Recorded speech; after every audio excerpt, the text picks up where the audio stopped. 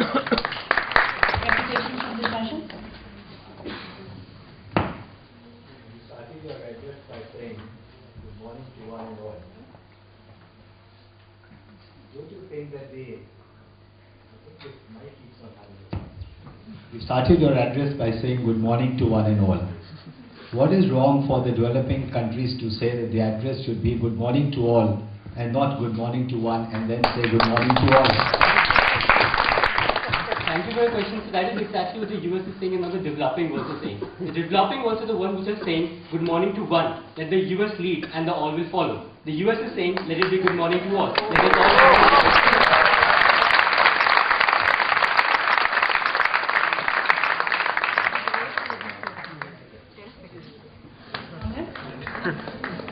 I call upon C participant Sayan to speak against the topic.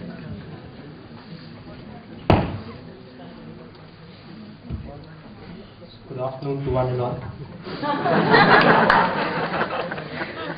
Okay, since the stance of this debate, developing versus developed, is getting pretty confusing, I'll put it down very clearly what I'm here to do. I'm here to criticize the West very badly, and I will try to show you why you should do the same. 3 reasons why the Copenhagen summit failed. 1, the skewed American ideology, which I'll explain to you. 2, the whole issue of the bill, of the 100 billion euros that are supposedly to be paid. Who is paying them? Where is the money going? And 3, the system. Where is the system coming from and who is running the system in the first place? Coming to the first point. The Americans have a very wonderful belief.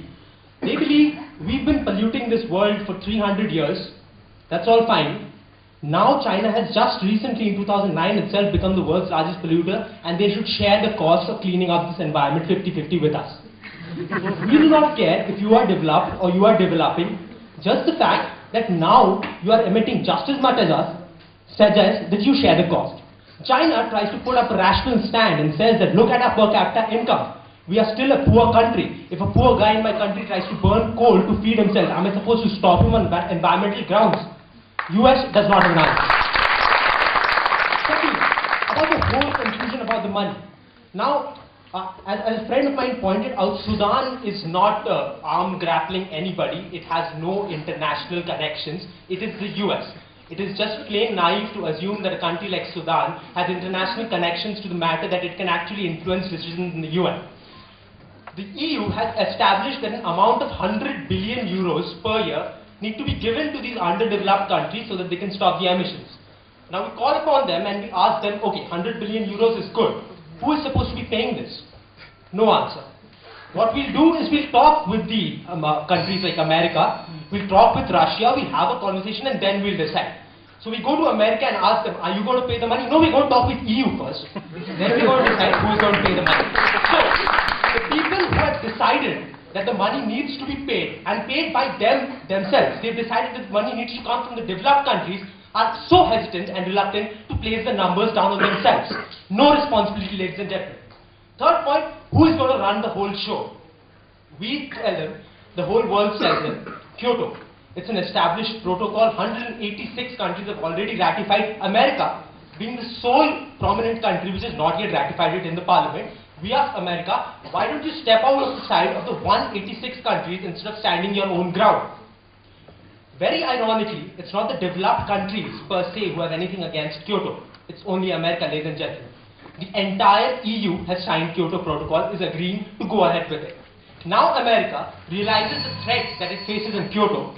What it does, it not only promotes something new to be formed completely out of scratch, rejecting which is completely there, it also tries to sideline EU, tries to convince it, come with me here friend, let's cumulatively rule the developing world. So not only is it preventing EU and other developed countries from doing anything about it, it's trying to propose a wholly new mechanism which may take 10, 15, 20, God knows how many years. With that, I would like to rest my case.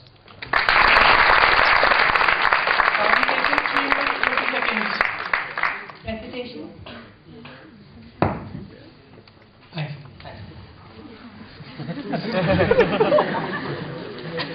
You know, you started off with the fact that you come here to hate the West. You did that very well. But the fact that, as Gandhi said, a prejudiced mind will never see reason. The audience ratified this protocol by being there in support because, as I said, they love to hate America. But my question that comes out here is, you very conveniently, in the garb of numbers, especially that of the financial aid that is supposed to be coming, or for that matter, all the initiatives that the West is supposed to come here out with, you've forgotten about the sheer fact that the scientific numbers are things which this G77 and AOSIS, the ones that they propose, are completely out of tune what all the international bodies, irrespective of whether they are funded by the West or those in India or those in China, have actually come out with. What is your defense of the fact that what actually G77 is proposing is infeasible? Basically, stress on numbers is something that I'm not very willing to do in this debate. The reason being, to get an analysis out of statistical details, we'll have to open up bundles and bundles of pages, which I'm sure they did at the Copenhagen Summit. What I'm trying to argue here is rational logic. Now look at this in terms of emission, in terms of polluting the environment. There's a country on one hand like America who has been doing so for the past 250-30 years. There's a country like Britain who has amassed its wealth, its development from ruling over all of these other countries. Now, at this stage of development, they realize it's a crisis. And what they very conveniently do is stop the others from developing just on the basis of saying that you have to clean up the environment as well. It's not like India and China refuse to do anything about the environment. We are there, the developing countries are agreeing to help you. But legal binding on them is absolutely not justified because there are people there who are poor. First, for a country, for a nationalistic sentiments, it's very important to assume that any country per se, before going to Copenhagen, will try to establish that it can feed its people properly, that there is development in its own country. That is the first agenda of any country.